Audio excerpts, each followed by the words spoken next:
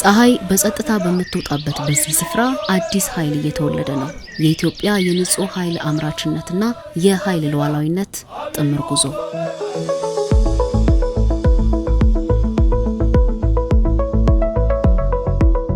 በ1.3 ሚሊዮን ካሬ ሜትር ላይ ያረፈው ከ52 በላይ አምራቾችን ያቀፈው የሐዋሳ ኢንዱስትሪ ፓርክ የኢትዮጵያ የንጹህ ኃይል የሚቀመርበት አዲስ ማዕከል ሆኗል። ኢትዮጵያ የኃይል ፍላጎቷን ለማሟላት የጀመረችው ጉዞ አቅሟን ከማወቅ የጀመረ ነው። የመስኩ ጥረት ከራስም በላይ የሚሻገር ነው።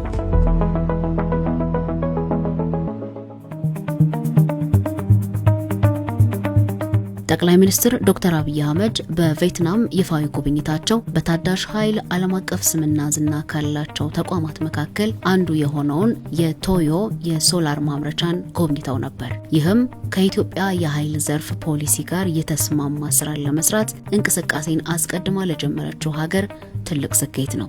ክሊን ኤነርጂ ፖሊሲያችን ነው። እነዚያ ክሊን ኤነርጂ ግን ዳይቨርሲፋይ ሆኖ ካልሰፉ በቀር የኤነርጂ ፍላጎቶቻችን አናሟላ።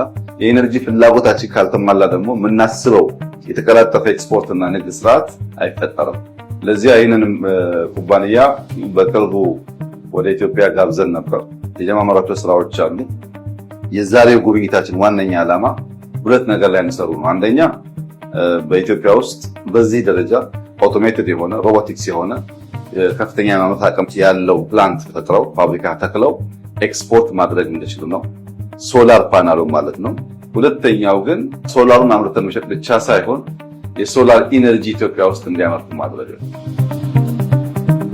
የስኬታማ የዲፕሎማሲ ጉዞ እንደ ቶዮ የሶላር ማምረቻ ያሉ ዓለም አቀፍ ግዙፍ አምራቾች ከእስያ ወደ አፍሪካ መግቢያ በር ወደ ሆነችው ኢትዮጵያ ፊታቸውን እንዲያዞሩ አድርጓቸዋል።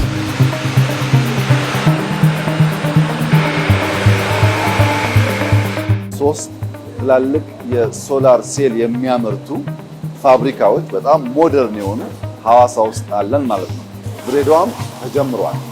በድምሩ ሲታይ አሁን የምንከተለው አፕሮች በጥቅል የውጭ ኢንቨስተር ሳይሆን ሄድ ሃንት እያደረገ አቅም ያላቸው ልምድ ያላቸው ዕውቀታቸውን ገንዘባቸውን ለማፍሰስ ዝግጁ የሆኑ የመንግስት ቀጥተኛ ሰፖርት ቢደረግላቸው በእውቀት ሽግግሩ በምንፈልገው የውጭ ምንዛሪ የሚታይ የሚጨበጥ ኢምፓክት ያላቸውን ባለሀብቶች እያመጣን ያለው በሁሉም ሴክተር ነው። 3 ወር 4 ወር ቢሆን ነው ቪየትናም ከሄድን በዚያች ጊዜ ውስጥ ፋብሪካው ማየት ተችሏል።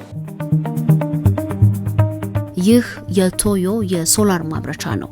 ይህ የመጀመሪያው የሐዋሳ ኢንዱስትሪ ፓርክ የፀሐይ ኃይል ማምረቻዎች በር ከፋች ፕሮጀክት ነው። ኢትዮጵያን ወደ አዲስ ምዕራፍ ያሻገረው ፋብሪካው በ170 ሚሊዮን ዶላር ኢንቨስትመንት የተቋቋመ ነው። ይህ ግዙፍና ዘመናዊ የሶላር ማምረቻ 1600 የሥራ ዕድሎችን ፈጥሯል።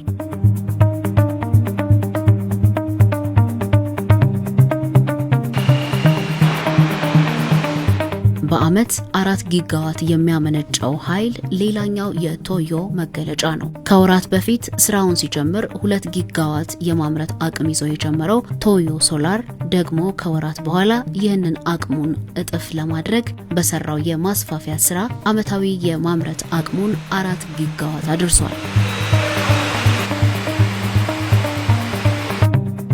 ፋብሪካው ኢኮኖሚውን የሚደግፍ ወሳኝ ኃይል ነው። ይህ ጥረት ሌሎች የዘርፉ ተዋናያንን ያዋለደ ጭምር ነው። ከቶዮ ወደ ኦሪጅን ሶላር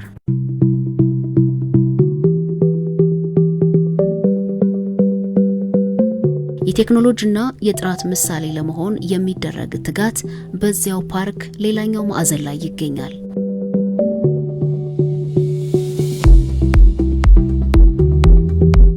ሁለተኛው የኢትዮጵያ ትልቅ እርምጃ በ55 ሚሊዮን ዶላር ኢንቨስትመንት ወደ ስራ የገባው ኦሪጅን ሶላር በአመት 4.3 ጊጋዋት ኃይልን ያመነጫል። ከ90 በመቶ በላይ ዘመናዊ የአውቶሜሽን ስርዓት የተገጠመለት ይህ የሶላር ማምረቻ ከዘመናዊነት ባሻገር በውጭ ምንዛሬ ግኝት ውስጥ ቁልፍ ሚናን ይጫወታል።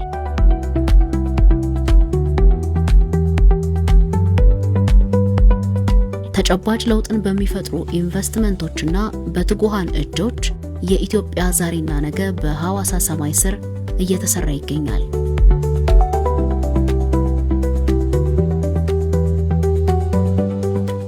እነሆ ከኦሪጅን ሶላር ጥቂት እርምጃዎችን ብቻ ሲጓዙ ሶስተኛውን የዘርፉን ቁልፍ ተዋናይ ያገኙታል። ይህ በፍጥነት ለሚያድገው የዓለም የኃይል ፍላጎት አስተማማኝ አቅራቢ ለመሆን የሚሰራው ሉሜንቴክ ሶላር ነው።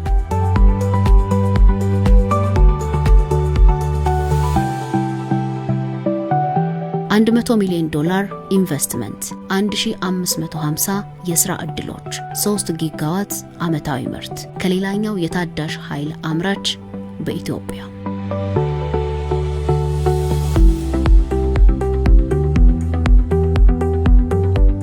ሉሜንቴክ ሶላር ኢትዮጵያ ከዓለም የምትግባባበት ሌላኛው ቋንቋ ነው። እዚህ ጥራት የሚነገር ሳይሆን የሚከወን ነውና።